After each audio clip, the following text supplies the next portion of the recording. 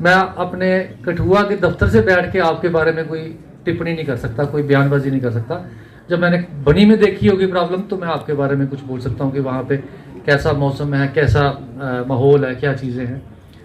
और कठुआ डिस्ट्रिक्ट में सबसे दूर दराज और सबसे जो परेशानी वाला एरिया है वो बनी ही है, और तभी मेरा यही प्रायोरिटी थी, प्राथमिकता थी कि मैं सबसे पहले यहाँ। और आपको याद होगा उस समय मुझे थोड़ी सी तकलीफ भी थी, बाजू मेरी उस समय टूटी थी, लेकिन मैंने कहा कि मैं पहले बनी जाऊँगा, और बिलावर मैं बाद में गया, बनी पहले आया। और आज भी मैं, सर्दियाँ स्टार्ट हो गई हैं ऑलमोस्ट, तो मेरी यही कोशिश थी कि मैं बनी से स्टार्ट करूं और अपने ऑफिसर्स को यहाँ लेके आऊँ। और ये नहीं है कि मैंने यहाँ किसी ने रिक्वेस्ट की कि 2 बार आप साल में आए, 2 बार नहीं, हम 4 बार आएंगे, उससे भी ज़्यादा बार आएंगे, क्योंकि यही हमारा ऐसा एरिया है जहाँ पे लोगों को ज़्यादा ज़रूरत है हमारी। आज हमारे डिस्ट्रिक्ट हेड्स जो थे उनके साथ मैं यहाँ आया था बनी में, और हमारा ये था कि जो इश्यूज़ कॉमन जो लोगों के रहते हैं तो पर्सनली इनसे मिलके थोड़ा सा इंटरेक्ट करना चाहते थे इनसे। और सितंबर महीने में भी मैं आया था यहाँ पे, और तब भी कुछ इश्यूज़ इन्होंने रेज़ किए थे, कुछ इश्यूज़ हमने रिजॉल्व करने की कोशिश की इस दौरान।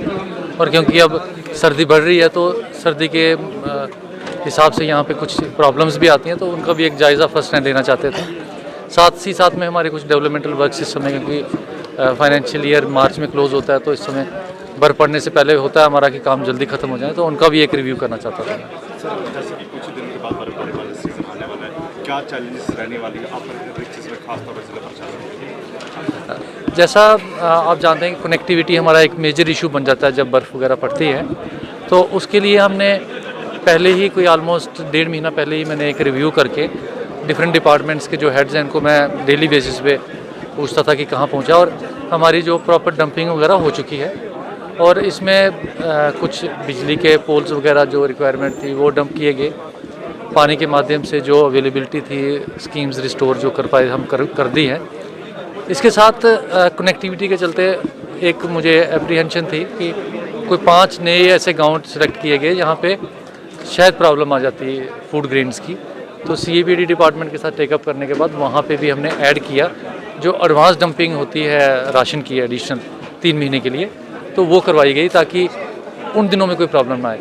और बाकी हमारे जो पब्लिक वर्क्स डिपार्टमेंट है और PMGSY है, इनको सचेत किया गया है, चौकन्ना रहने के लिए बोला गया है, ताकि जैसे ही कोई प्रॉब्लम आती है अगर रोड्स में कनेक्टिविटी हमारी जो ठीक रहे। क्योंकि हमने फ्लड्स में भी देखा कि जब कनेक्टिविटी ख़राब हुई तो तभी हमें थोड़े इश्यूज़ आने लगे, लेकिन ये था कि हमारे पास फिर भी बफर स्टॉक यहाँ पे, चाहे वो फूड ग्रेन्स थे या LPG था या पेट्रोल डीजल था, दैट वाज अवेलेबल बनी में। तो वही हमने कोशिश की है कि इस बार भी सर्दियों के चलते, क्योंकि हमें पहले ही अंदेशा है कि कैसी प्रॉब्लम आनी है, तो सारा बफर स्टॉक अवेलेबल हो। जैसे कि सर लास्ट ईयर हमने देखा कि डिस्ट्रिक्ट एडमिनिस्ट्रेशन की तरफ से विंटर फेस्टिवल जो है सर्दियों के अंदर करवाया गया था, काफ़ी हद तक सक्सेसफुल रहा। इस बार को लेकर क्या तैयारियां हैं सर? क्योंकि अगर हम कठुआ डिस्ट्रिक्ट की बात करते हैं तो वाहिद एक ऐसा इलाका जहाँ पे स्नो बढ़ती है बनी में, उसको प्रमोशन के लिए किस तरह प्लान है डिस्ट्रिक्ट एडमिनिस्ट्रेशन? ये हमारी प्रायोरिटी में है, और वही है कि मौसम के हिसाब से हम थोड़ा सा होमवर्क इसका करके रखा है, तो मौसम के हिसाब से हम उसको ऑर्गेनाइज करेंगे। सब जिस तरह से पिछले दिनों यहाँ पर फ्लड की सिचुएशन आई है और फ्लड में बहुत सारे नुकसान, देखो बनी में कंपैरेटिवली नुकसान हमें वैसा नहीं हुआ, कुछ पॉकेट्स में नुकसान हुआ। जितने भी हमारे डैमेज्ड हाउसेस थे जो बिल्कुल डैमेज थे उनको रिलीफ दिया गया, क्योंकि ये पहाड़ी एरिया है, तो 1,30,000। और ये जो SDRF नॉर्म्स के तहत है, और जो हमारे पार्शली हुए थे जिनकी कोई दीवारें क्रैक आई या कुछ प्रॉब्लम्स आई, लेकिन पूरी तरह से जो डैमेज नहीं हुआ, उनको जो SDRF नॉर्म्स हैं उसमें 6500 अवेलेबल है, वो हमने दिया। इसके साथ ही जो एग्रीकल्चर लैंड थी जो डैमेज हुई थी वो भी इनको वितरित किया जा चुका है, और बनी को सबसे पहले उसमें वितरित किया एग्रीकल्चर में।